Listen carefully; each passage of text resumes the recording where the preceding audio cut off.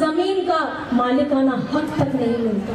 कितना बड़ा होता है एक गरीब का घर, इतना बड़ा होता है क्या एक गरीब का घर? छोटा सा कमरा होता है, ऊपर छत भी मजबूत नहीं होती है, दीवार भी नहीं होती है ढंग की। बरसात आए यहाँ तो बाढ़ का भी आपका हमेशा खतरा लगा हुआ रहता है। बाढ़ आए तो कहीं ना कहीं पानी के द्वारा सांप बिच्छू करके अंदर ना घुस जाए। घर पे एक मजबूत खाट नहीं होती, घर में एक मजबूत चूल्हा नहीं होता। ये दर्द है यहाँ के मजदूर भाइयों का, ये दर्द है यहाँ के टी ट्राइब का, यहाँ के आदिवासियों का। ये किसी ने समझा नहीं।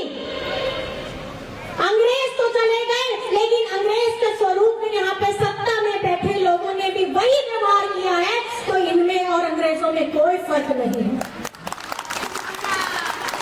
आज आपके दर्द, आपके संघर्ष, आपके हक की पुकार के लिए जब जेवीपी जेएमएम के साथ में आया तो हेमंत दादा ने ये कहा कि झारखंड में भी जब झारखंड बना नहीं था, झारखंड का सपना किसी ने देखा नहीं था, तो हमारे आदरणीय दिशम गुरु शिबू सोरेन ने, एक आदिवासी बेटा ने ये सपना देखा, हमारे आदिवासी लोग मिलकर यहाँ मूलवासी लोग झारखंड में रहेंगे।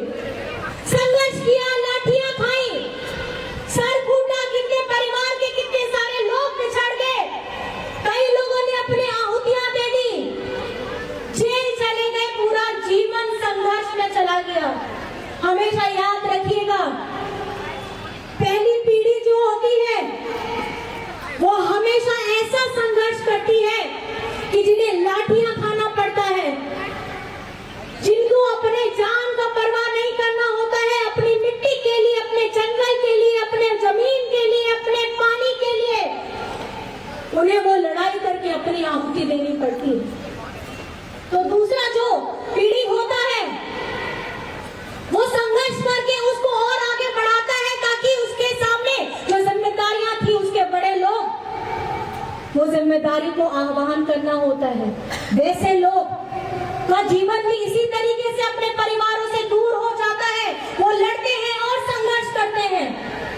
जो तीसरी पीढ़ी आती है उसे एक थोड़ा सा मौका मिलता है कि वो पहचान, वो लड़ाई जो 2-3 पीढ़ियों से लड़ी आ रही है, अब उस लड़ाई को आपको और आगे बढ़ा करके वो जिम्मेदारी को अपने मजबूत कंधों पे लेकर के आपको आगे बढ़ना है।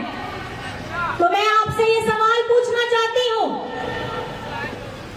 जिस संघर्ष के लिए, आपके स्वाभिमान के लिए, आपके आदिवासियत पहचान के लिए, आपके इस जगह जमीन में अपना नाम दिलवाने के लिए, आपको उचित मजदूरी देने के लिए, जेएमएम जेवीपी के हमारे भाई यहाँ प्रभात दास जी खड़े हैं। मैं आपसे अपील करना चाहती हूँ, लेकिन अपील करने से पहले मैं ये सवाल पूछना चाहती हूँ कि क्या आप हमारे साथ में हैं कि नहीं है? दोनों हाथ उठा करके बताइए, आप हमारे साथ हैं कि नहीं है? ये लड़ाई आसान नहीं होने वाली है, ये सिर्फ एक चुनावी सभा है, अभी तो आगाज हुआ है, अंजाम अभी बाकी है। हम तब तक शांत नहीं बैठेंगे जब तक हमें हमारा हक नहीं मिल जाता, हमें हमारा अधिकार नहीं मिल जाता। तो मैं आपसे फिर पूछूंगी, यहाँ पे चुनाव की तारीख, जो आपको वोट देना है, इसकी तारीख कौन सी है? कौन सी तारीख? कौन सी तारीख? और आपको कौन सा बटन दबाना है? दोनों हाथ उठा के दिखाइए, कौन सा नंबर? कौन सा नंबर? कौन सा नंबर? और 5 नंबर में चुनाव चिन्ह क्या है? क्या है? तीर धनुष। ये तीर धनुष याद रखिएगा, ये संघर्ष की कहानी बताता है, लहूलुहान हमारे वीर सपूतों की कहानी बताता है। ये कहानी बताता है कि ये आपका जीवन इतना आसान से बीतने वाला नहीं है। आपको अपने हक, अपने अधिकार, अपने सम्मान, अपने पहचान के लिए हमेशा तीर धनुष की तरह, जैसे उन्होंने हमारे वीर सपूतों ने संघर्ष किया, ऐसे आप लोगों को भी संघर्ष करना है। तो इस